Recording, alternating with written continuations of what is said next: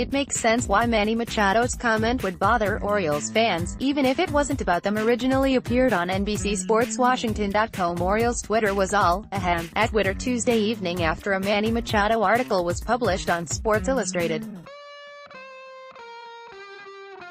In it, the former Orioles star appears to throw shade towards the organization that drafted and developed him. The Dodgers last year, they showed me some love, he says to Sports Illustrated's Stephanie Epstein. The Orioles drafted me. I did a lot for that community, I did a lot for the state, and they didn't show me a bit of love. It is what it is. But going over to LA.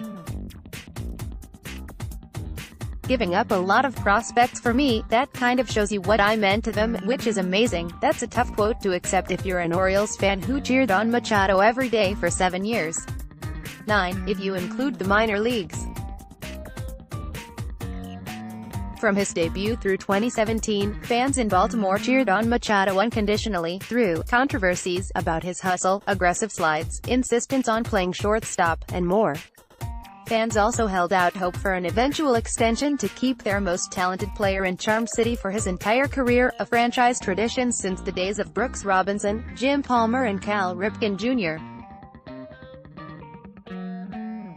Instead, fans read reports of the front office being unwilling to commit to the level of contract Machado sought, and by 2018, when it became obvious the Orioles weren't going to be competitive again before his free agency, everyone knew a trade was on the horizon.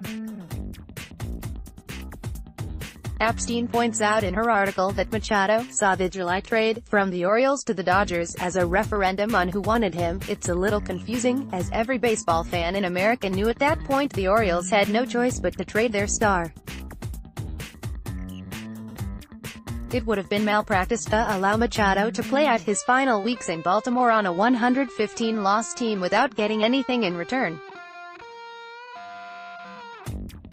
Machado's quote reads like a referendum on Orioles fans, which is why most were so taken aback by his words, but the story's author feels it was directed solely at the front office.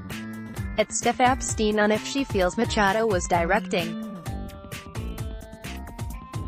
I think it was important for him to feel wanted by this org, and I'm not sure he felt that here as much as he should have. Glenn Clark, at Glenn Clark Radio, February 27, 2019. This stance would be a bit more understandable, as management did bungle contract negotiations. Reports came out that the two sides were a mere $10 million apart in negotiations, an entirely affordable number for an owner as rich as Peter Angelos. Instead, the team remained stubborn, committed too much money to an aging first baseman, and painted themselves into a corner with the most talented player in franchise history. We've seen that Machado doesn't always deftly get across his criticisms, a pattern highlighted by his Johnny Hustle comments in Los Angeles. It's highly likely that's what's happening now, and he really does appreciate the fans in Baltimore.